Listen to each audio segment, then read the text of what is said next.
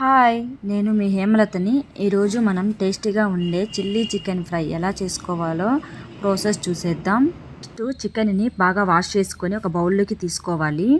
అందులో ఒక spoon cornflour, ఒక స్పూన్ శనగపిండి, ఒక ఎగ్గు, తగినంత కారం, చిటికెడు పసుపు, ఒక స్పూన్ మిరియాల పొడి, ఒక స్పూన్ గరం మసాలా, ఒక స్పూన్ ధనియాల పొడి, అరదబ్బ నిమ్మరసం, ఒక స్పూన్ పెరుగు, రుచికి సరిపడా సాల్ట్ అన్నీ వేసిన తర్వాత ఈ విధంగా మిక్స్ చేసుకొని దానిలో 2 రెమ్మల కరివేపాకు వేసి మూత పెట్టి హాఫ్ అన్ అవర్ ఫ్రీజర్లో పెట్టాలి. హాఫ్ అన్ అవర్ తర్వాత మూత తీసి చూస్తే ఈ విధంగా ఉంటుంది. ఈ లోపల ఆయిల్ హీట్ అయ్యాక చికెన్ పీసెస్ని ఆయిల్లో వేసి మంటను మీడియం ఫ్లేమ్లో పెట్టుకొని చికెన్ ఫ్రై చేసుకోవాలి. చికెన్ ఫ్రై ఈ విధంగా వచ్చాక ఒక బౌల్లోకి తీసి పక్కన పెట్టుకోవాలి. నెక్స్ట్ క్యాప్సికమ్, ఆనియన్ని మీడియం సైజులో చూపించిన విధంగా కట్ చేసుకోవాలి.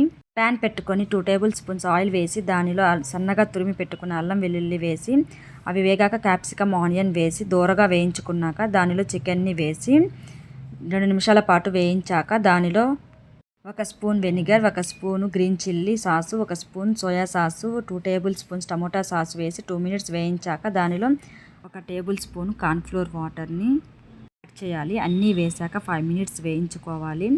నెక్స్ట్ అయితే సర్వ్ చేసుకోవడమే. చూసారు కదా, ఎమ్మీగా ఉండే చిల్లీ చికెన్ ఫ్రై రెడీ అయిపోయింది. మీకు నచ్చినట్లయితే ప్లీజ్ సబ్స్క్రైబ్ మై ఛానల్.